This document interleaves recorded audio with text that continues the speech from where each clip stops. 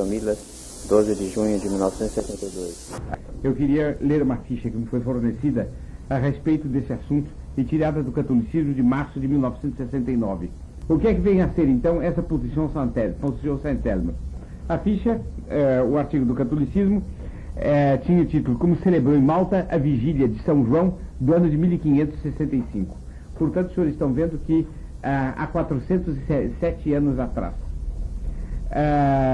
A ficha, em resumo, nos historia o seguinte: colocada numa posição estratégica incomparável, a ilha de Malta, baluarte dos hospitalários, uma ordem de cavalaria, cujos membros, como os senhores sabem, faziam um voto de pobreza, de castidade e de obediência, e se entregavam à luta à mão armada para libertar o Santo Sepulcro, bem como ao trato dos doentes, dos feridos que tivessem sido vulnerados pela Guerra Santa, e pelos doentes em geral, sédios. Então, a ilha de Malta, baluarte dos hospitalários, dificultava terrivelmente a comunicação entre os extremos do Império Otomano, num tempo que o poderio turco estava no seu apogeu. A Batalha de Lepanto não se travara ainda. E, para se ter a ideia desse apogeu, basta lembrar que os exércitos do grão-senhor turco se achavam próximos de Viena e suas frotas atacavam a costa espanhola. Senhores, para terem ideia da imensidade de poder que isso representa e até que ponto a Turquia era, naquele tempo, uma superpotência, para se usar a expressão de nossos dias, basta os senhores refazerem um pouquinho na memória a situação geográfica. Os senhores sabem que o Império Turco ocupava, entre outras partes, toda a Ásia Menor. Ocupava também a cidade de Constantinopla, situada já na Europa, do outro lado do Bósforo, e uma boa parte dos Balcãs, ou quase a totalidade dos Balcãs. O Império Turco estava de tal maneira desenvolvido, e era um império maometano, que ao mesmo tempo as tropas do imperador da Turquia atacavam Viena e a sua marinha atacava a Espanha. Era, portanto, como uma espécie de imenso abutre nocivo que, com as suas duas extremidades, atacava duas pontas da cristandade. Agora acontece que essas partes extremas do Império Turco só seriam convenientemente atingíveis por mar. E por mar os navios tinham que passar ao alcance da ilha de Malta, que com os seus navios de guerra, com base na ilha, portanto bem abastecidos, bem munidos, com a possibilidade de se recuarem para o abrigo da ilha fortalecida com bons canhões, atacavam então as comunicações, de maneira que a ilha de Malta tornava difícil a coesão deste imenso império. Ora, para os grandes impérios o problema fundamental é a coesão. Força eles têm, mas como fazer caminhar todas essas forças numa mesma direção? Como sincronizá-las de maneira a elas realizarem uma mesma ordem recebida de um mesmo senhor? Aqui está o problema. Essa coesão era ameaçada pela ilha de Malta, ocupada por essa ordem de cavalaria, que era como que um prego posto no coração da Turquia. Mas um prego só, um prego isolado, um prego débil em face da imensidade do império que envolvia Malta de todos os lados. Os senhores precisam lembrar-se que o norte da África também era maometano, de maneira que o apoio que Malta tinha era um apoio relativamente pequeno, como aliás a narração que os senhores verão vai lhes mostrar. Decidido a terminar de uma vez por todas com o que considerava uma afronta pessoal, quer dizer, essa existência de Malta cortando ao meio seu império, o sultão Solimão o Grande convocou seus soldados de todos os recantos do império e reuniu uma formidável frota de 193 naus, para aquele tempo era muito, transportando mais de 100 mil combatentes, porque para aquele tempo era um exército colossal, né? 100 mil combatentes era uma nuvem, era uma coisa nunca vista. Bem, 80 mil balas de canhão e 40 mil quintais de pólvora. Era preciso, dizia ele, esmagar aquele ninho de escorpiões. Quer dizer, ele resolveu mandar uma ofensiva que liquidasse com Malta. Bem, notem bem para os senhores compreenderem a beleza da situação, que Malta era, portanto, uma posição na qual a Europa católica se defendia contra um império que ameaçava, né? Se Malta caísse, a Europa toda ficava muito mais ameaçada, porque o Mediterrâneo ficaria quase um Mare Nostrum dos muçulmanos, e com isso o ataque à Europa ficava muito fácil. Agora os senhores vão ver dentro de Malta a importância da posição que é Saint-Elme. Malta é um Saint-Elme da Europa, e Saint-Elme será uma Malta de Malta. E aí os senhores vão ver como o destino de um grande continente, o destino da cristandade, em determinado momento pode depender de poucos, que é a tese que nos é tão cara. Bem, por seu lado, os monges soldados não estavam inativos. Advertidos por espiões, a ordem convocara todos seus membros dispersos pela Europa, para que corressem em continente a Malta. Os senhores estão vendo que eles sabiam, portanto, fazer as coisas, e que eles tinham espiões da Turquia para os advertirem do que se passava. E estavam no seu direito de ter, evidentemente, né? Mas isso destrói uma certa ideia mocoronga do verdadeiro católico, incapaz jamais de mandar organizar um serviço de noticiário e informações bem aparelhado, né? Bem, de outro lado, os senhores estão vendo a presença de espírito deles, sabendo que o sultão preparava um ataque enorme contra eles, tendo a ordem de Malta muitas fortalezas na Europa com cavalheiros, com frades, guerreiros, monges. Eles então, com frades, guerreiros, monges aí se perto, eles então mandam vir para Malta todos os cavaleiros dos vários castelos da Europa, para a ilha estar cheia, né? Eles abandonam todas as posições para aceitar o supremo assalto. Bem, e ao mesmo tempo eles mandam pedir auxílio ao maior monarca católico da Europa, que era Filipe II da Espanha, e ao Papa, que tinha um pequeno estado capaz de mandar um certo reforço marítimo, como mais tarde mandou em Lepanto, mas sobretudo que tinha uma grande influência diplomática internacional, capaz de, portanto, determinar a ida de voluntários de outros países também para lutarem em Malta. Quer dizer, diante do perigo, eles também mobilizaram todos os recursos de que dispunham. 8 mil mulheres e crianças da população civil da ilha foram enviados para o continente e acumularam-se as provisões necessárias, tudo sob orientação incansável do grão-mestre de Lavalette. O grão-mestre é o superior geral desta ordem, né? Era um francês, Lavalette, um nobre, e ele teve previsão, quer dizer, ele mandou sair 8 mil bocas não combatentes da cidade, para que todos os víveres que pudessem caber dentro da ilha, que é pequena, fossem consumidos apenas por guerreiros, para que, no caso do sítio, eles pudessem resistir o mais tempo possível. Quer dizer, o mais possível de guerreiros para Malta, o mais possível de bocas inúteis para fora de Malta. Quando a ilha fosse atacada, ela estava em forma completa para receber o ataque. Mas a questão, como os senhores verão, é que o ataque é terrível. Singular figura a deste ancião, o Lavalette, de 70 anos, forte de corpo e de espírito, combatendo os infiéis desde a adolescência. Desde mocinho ele tinha entrado para a ordem de Malta. E tão temido destes, que Dragut, a velha raposa, declarava que a única coisa que receava no mar era o aparecimento da nau capitânia dos hospitalares, conduzida pelo comendador Lavalette. Isso é do que eles tinham medo, era o Lavalette. Imagem perfeita do monge guerreiro, né? Esperto, tem seus espiões, tem sua diplomacia, joga e é grande guerreiro, mete medo. Não é apenas um herói de escritório, mas há uma ocasião que ele sai do escritório e mete o peito para frente, senão agora quem vai expor a vida sou eu e quem vai combater sou eu. É a imagem perfeita do chefe. A principal cidade de Malta era chamada o Burgo e situava-se entre duas pequenas enseadas. Essas enseadas davam numa baía que tinha por nome o Grande Porto. Quer dizer, a cidade principal ficava dependente de duas pequenas instâncias de território, as quais davam para um golfo, né? E uma baía. Essa baía, como os senhores vão ver, era defendida por uma península. Dominando o acesso deste porto pelo mar, erguia-se o forte de Saint-Elmo. Quer dizer, aqui os senhores estão vendo uma península que defende a ilha, a qual defende a cristandade.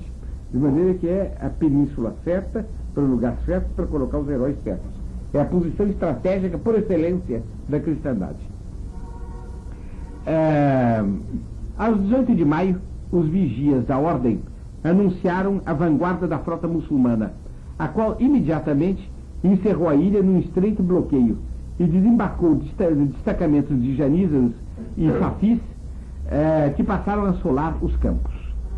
Os senhores estão vendo que eles não tinham, portanto, nem navios em número suficiente para impedir o bloqueio, nem soldados em número suficiente para impedir o desembarque dentro da ilha.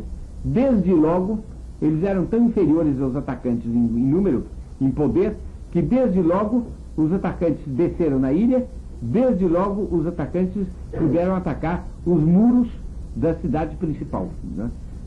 Quer dizer, estava do Burgo. Quer dizer, eles no primeiro impacto, eles ficaram reduzidos a este ponto fundamental, o Burgo e depois a posição Saint-Elme. Dá-se aí o primeiro ataque, vem agora. Após uma conveniente preparação de artilharia, foi dado assalto ao forte de Saint-Elme, mas, lutando com determinação e apoiados por sólidas muralhas, os malteses repeliram o inimigo, matando mais de 2.000 turcos e perdendo apenas 20 cavalheiros e 20 soldados. É uma beleza. Vem agora o segundo ataque. Decididos a conquistar a fortaleza a qualquer preço, novo ataque desencadearam os infiéis no dia seguinte.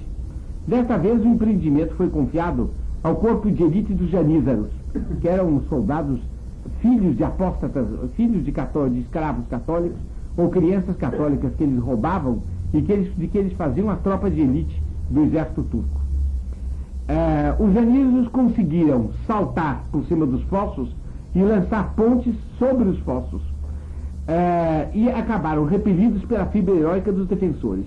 A situação destes, porém, era crítica, e um novo assalto provavelmente seria o último. Quer dizer, os janízaros deram um ataque tal que estava previsto que não havia possibilidade de resistência. Deu-se, entretanto, aí o terceiro ataque. Sob o fogo constante da artilharia inimiga, os sobreviventes da guarnição de Saint-Elmo decidiram enviar um deles, o cavaleiro de Lacerda, ao grão-mestre, para perguntar se não seria mais útil que eles recuassem para o Burgo, abandonando uma posição que a morte de todos que defendiam não impediria de ser tomada. Entenderam a coisa, né? Eles acharam que era melhor salvar a vida deles para irem lutar no Burgo, porque do contrário eles morreriam sem vantagem para ninguém. Dominando a emoção, Lavalette ordenou que resistissem até o fim, observando que cada dia ganho poderia permitir a chegada dos reforços solicitados da Europa. Aqui estava o problema. Havia a possibilidade de chegarem as tropas pedidas a Filipe II e ao Papa. Se chegassem, podiam ainda ganhar a posição. Se ganhassem a posição, podiam muito mais facilmente mandar embora o adversário.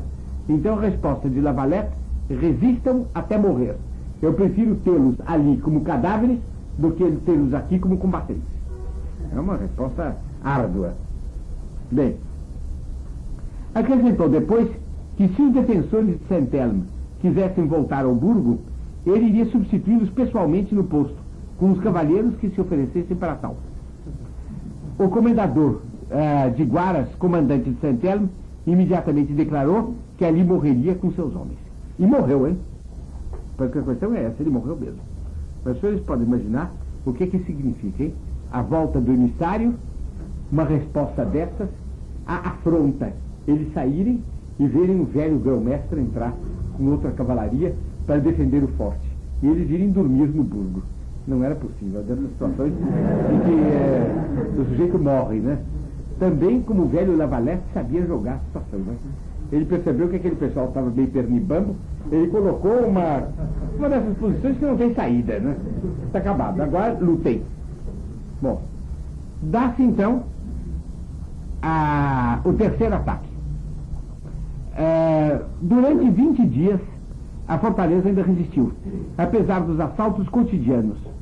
Vendo seus soldados desencorajados, Mustafá solicitou o auxílio de Dragut, que lhe colocou à disposição 3.000 guerreiros trazidos da África. Quer dizer, os malteses não recebiam gente de fora e chegaram a desanimar os atacantes muito mais numerosos. Mas a questão é que os atacantes recebiam gente de fora e os malteses não recebiam. De maneira que a balança ia se inclinando contra os malteses. Bem, então 3.000 guerreiros trazidos da África, membros da seita dos Yayalaks, muçulmanos fanáticos e de uma ferocidade sem igual. Como conta Varillon, cobertos de peles de animais ferozes, versetes do Corão tatuados no rosto, e no corpo os longos cabelos reunidos sob um capacete de prata, eles subiam as muralhas, urrando horríveis blasfêmias, misturadas a fórmulas de conjuração. Vocês estão vendo que é uma espécie de demônios, né? Vocês podem imaginar para esses homens cansados verem subir as muralhas, escalar as muralhas, os Taiyayarás com o rosto tatuado, cabelão comprido, um capacete de prata talvez terminado numa ponta e berrando, coisa horrorosa, com peles de camelo nas costas. Era um aspecto o menos próprio a animar uma pessoa que devia se oferecer resistência.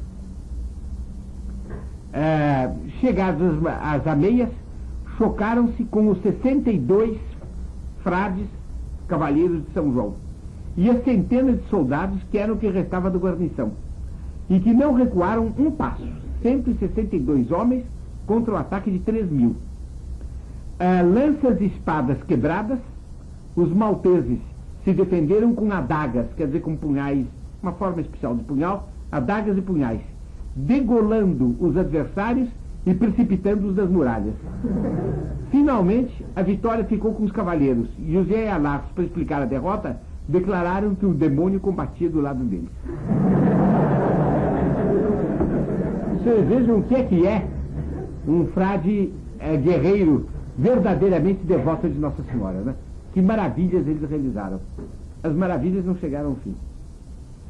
Bem, nós chegamos ao quarto ataque. O último assalto à fortaleza de Saint-Elme foi dado no dia 23 de junho, vigília de São João Batista. Era o padroeiro da ordem religiosa deles. Celebraremos no céu a festa do patrono do hospital. Havia escrito pouco antes ao grão-mestre, o comendador de Guaras. Quer dizer, eles sabiam todos que seriam mártires, e eles sabiam que morreriam no dia seguinte, no dia do padroeiro deles. Então disse: esta festa nós celebramos no céu. Ao amanhecer do dia final, só restavam dentro da muralha, meio derruída, 60 homens feridos e mais nenhum chefe, tendo os últimos sido mortos ao lado de Guaras. Quando os turcos penetraram no que restava da fortaleza, degolaram imediatamente os sobreviventes e içaram o estandarte turco sobre a fortaleza de Saint-Elme. Vocês imaginam a tristeza no burgo, vendo o estandarte do Crescente, o estandarte de Maomé substituir o estandarte da Ordem de Malta. Seria a mesma coisa que os senhores verem num topo de uma das nossas sedes, digamos, por exemplo, naquela espécie de torreão da Rua Maranhão, os senhores verem um comunista entrar, tirar, fazer descer o estandarte até pé e levantar o estandarte com a foice e o martelo. Que sensação viria de produzir. Isso viram os homens do burgo.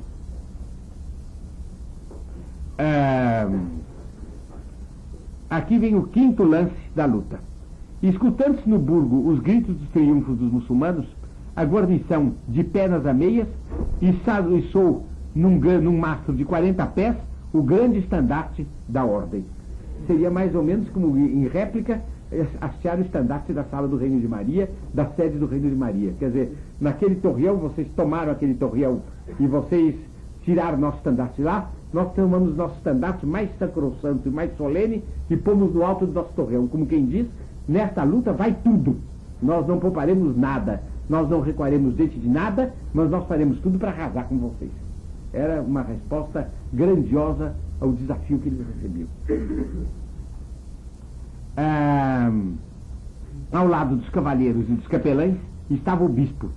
Os bispos tinham frequentemente, geralmente, habitualmente, a mentalidade inerente ao seu sacrossanto ministério. Vocês vão ver o espetáculo grandioso. O bispo, Dimitri Báculo, revestindo não os paramentos pretos dos mortos, mas os vermelhos dos mártires, e conduzindo o véu miraculoso de Nossa Senhora de Filerme.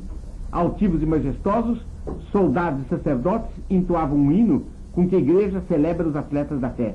Deus, tuoro milites sors et corona premium. Ó Deus, de teus guerreiros, só destino, coroa e prêmio. Né? Isso eles cantaram do alto da torre para os inimigos verem. Eram naturalmente distâncias pequenas. Aqueles tempos não tinham os binóculos prodigiosos dos nossos. Né? Mustafá, surpreso ao ouvir o canto, perguntou a um dos seus generais de sangue cristão, herdeiro de um grande nome, Láscaris chamava-se ele, era de soberanos católicos ou cismáticos, não me lembro bem, da Ásia Menor, e até de Bizâncio durante algum tempo, se eu não estou enganado, e que salmodiavam, ele perguntou que salmodiavam os inimigos. Láscaris, emocionado, respondeu-lhes: os cristãos celebram com este hino a morte de seus irmãos. Quer dizer, com uma festa celebravam a morte de seus irmãos. Como quem dá a entender, nós não tememos morrer, porque nossa festa será, nossa morte será uma festa também. Morreremos, mas preste atenção, morreremos matando. Este é o aviso. Assim informado, o cruel seguidor de Mahoma, Maomé, mandou imediatamente que lhe trouxessem os corpos dos heróis de Santelmo e todos os prisioneiros cristãos que se encontrassem em poder do seu exército. Mortos e vivos foram colocados no centro de um quadrado formado pelos Yayalás sobreviventes. Por ordem de Mustafá, estes rasgam o peito dos cristãos e lhes arrancam o coração. Em seguida, os corpos são fendidos em forma de cruz, amarrados a tábuas e jogados ao mar, para que as correntes os levem até o burgo. As correntes das águas levarem até o burgo. Quando esses pobres e gloriosos despojos chegaram ao ancoradouro na cidade, o grão-mestre saía do ofício com os dignatários da ordem. É bonita essa grande calma, né? Como não estava havendo um ataque imediato, eles estavam na calma, celebrando o ofício do seu santo. Né? É de alta categoria, né? Os senhores poderiam dizer que é de uma existência psíquica exemplar. Bem, então, vejam a coincidência interessante. Abriu-se as portas da Catedral de Malta e saíram o cortejo do bispo com os guerreiros, etc., né? Numa atmosfera de glória e de tragédia, e ao mesmo tempo o mar trazendo os corpos dos mártires. Quando o ofício estava terminado.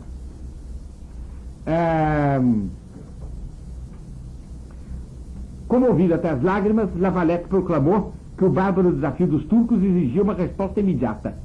Com a aprovação do seu conselho, mandou matar todos os prisioneiros maometanos e os pedaços de seus corpos, previamente atados às bocas dos canhões, levaram...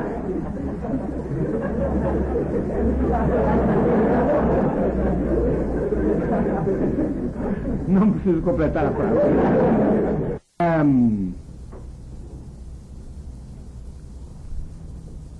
Sexto lance.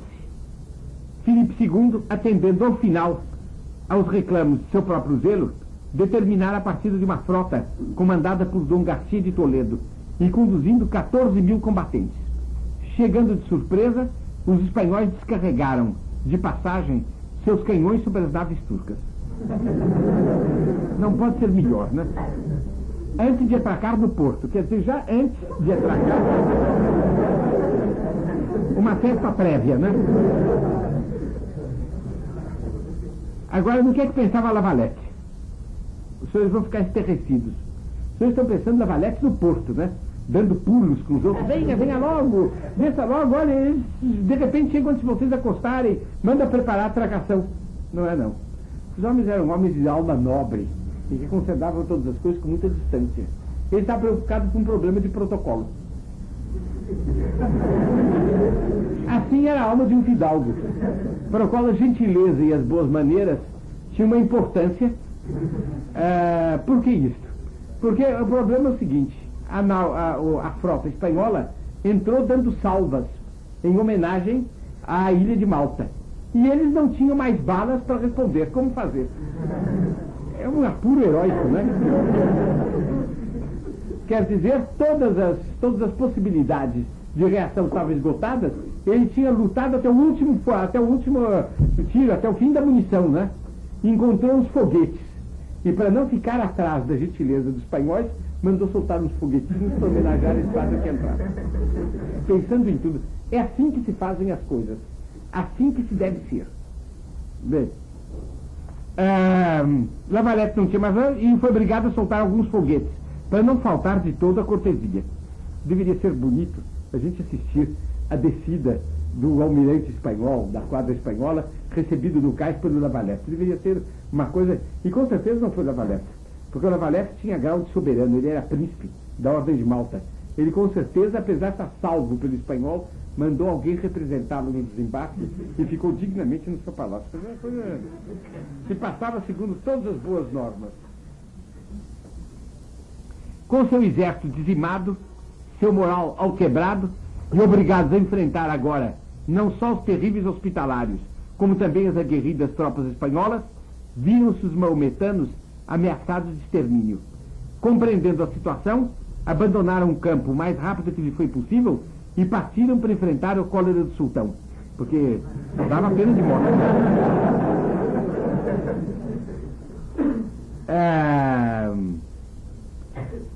E não, para não verem, antes de sair, novamente o estandarte da Ordem de Malta flutuar sobre as ruínas do Forte de Santelmo, como flutuou. Vocês podem imaginar a alegria do grão-mestre, do alto de sua torre, contemplando de longe o içar do estandarte maltês sobre o Forte de Santelmo. Quer dizer, os heróis de Santelmo tinham sido os verdadeiros heróis da luta. Eles morrendo até o último homem, depois massacrados ainda, depois de praticamente não terem mais meios de lutar, aceitando o martírio, eles fizeram essas duas coisas. Eles foram celebrar no céu a festa do patrono deles, e eles puderam ver do céu a glorificação deles. Quer dizer, a esquadra espanhola chegar, os turcos fugirem, e lentamente, com certeza com hosanas, tedelmos e magníficas, o estandarte da ilha de Malta, da Ordem de Malta, subir lentamente até o alto, e a frota espanhola, com certeza, dar salvas de artilharia, e os canhões malteses abastecidos também por munição espanhola, dando salvas de artilharia. Os sinos do Burgo tocando e a ilha de Malta festejando a sua grande vitória. Era um punhado da posição Santelmo que tinha conseguido isso. Verdadeiramente, aí os senhores veem como poucos podem muita e grande coisa. Essa é a lição que nós devemos tirar. Como também dentro desta ilha, provavelmente a resistência dentro dessa península, dessa fortificação Santelmo, como provavelmente a resistência esteve entregue em mãos de muito poucos às vezes, porque às vezes deveriam estar todos desanimados e podia haver um tipo qualquer entreguista e um tipo qualquer anti-entreguista, e os dois entrarem numa luta de influência e um pouco mais de energia de um do que de outro decidido o destino da península, da ilha e da cristandade. Quer dizer, são séculos de história que dependeram do destino de um punhado. Esse punhado, como é que enfrentou essa situação? Haveria dois modos de enfrentar, um ao qual se verem neste apuro. Um seria o seguinte: é verdade que Deus me chamou. Eu estou aqui, eu devo cumprir meu dever. Até vou cumprir o dever, não tem remédio. Deus me chamou. O que é que eu vou fazer? Eu vou cumprir meu dever. Mas se Deus tivesse chamado aquele pessoal que está lá no Burgos, como seria mais simpático? Se Deus tivesse chamado tanta gente que tem lá na Europa, como seria mais simpático? Ó Deus, porque vós me chamaste. Essa seria uma saída. Outra saída seria a seguinte: graças a Deus, são poucos, e eu fui dos pouquíssimos chamados. O sacrifício é tremendo, mas o holocausto é o termo normal e glorioso da vida de um combatente católico, sobretudo de um guerreiro monge da Ordem de Malta. Graças a Deus, eu vou lutar e vou morrer. É duro. Ó meu Deus, dai-me as forças necessárias. Ó minha mãe, impetrai para mim essas forças. Mas eu, dentro de minha agonia e de meu medo, ou dentro de meu impulso e de minha coragem, eu vos peço auxílio para que eu persevere até o fim. Agora vamos, dizimar e Yayalá. Você corta as cabeças com coragem e luta com ênfase. Qual é o tipo de guerreiros que ganha? É o primeiro ou o segundo tipo? Evidentemente o segundo tipo. A TFP, nesta imensa guerra psicológica e ideológica dos dias de hoje, é uma posição Santelmo. Há dois modos de a gente pertencer à TFP. Um é: Deus me chamou, eu tenho que aguentar nos ombros esse fardo. Nossa Senhora me chamou, lá vai. Ela quis, o que é que eu posso fazer? Ela manda, né? Eu lá vou. Outra saída é: que maravilha, que ideal Nossa Senhora me deu, que cruz para carregar. Essa cruz pode pesar por vezes, mas eu estou disposto a tudo para levá-la até o alto do Calvário. Minha mãe, dai-me forças, porque eu quero ser muito mais forte do que eu fui, para dar tudo absolutamente quanto vós podeis desejar de mim. E para frente. Eu quero, no momento de morrer, poder dizer como São Paulo: eu combati o bom combate, eu terminei a minha carreira. Deus, dá-me agora o prêmio de vossa glória. E ir para frente. É claro que nós devemos ser dos segundos. E é para o que sejamos que eu quis comentar com os senhores esta ficha de hoje. Também para que os senhores rezem pelos que estão nas nossas pequenas posições Saint-Elmo. Se todos esses que estão nessas penínsulas da TFP, que são esses pequenos grupos que estão quase se apagando ou mal se acendendo, se todos esses lutarem valentemente, a expansão da TFP pode ter um resultado extraordinário. É preciso, portanto, que nós que estamos aqui no Burgo rezemos por eles. Prestes a irmos nós para um Saint-Elmo qualquer, desde que a isso nos chame a nossa vocação. Aí está, eu não tenho mais nada para declarar.